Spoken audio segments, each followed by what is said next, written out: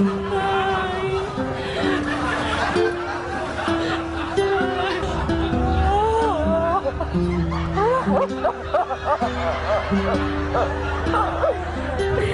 ko alam kung gano'n masakit na talaga tatay, pero salamat sa pagkiraman ko.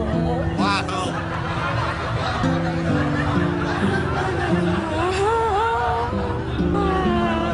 Gusto mo makita yung tatay, hindi ka man lang masisisi.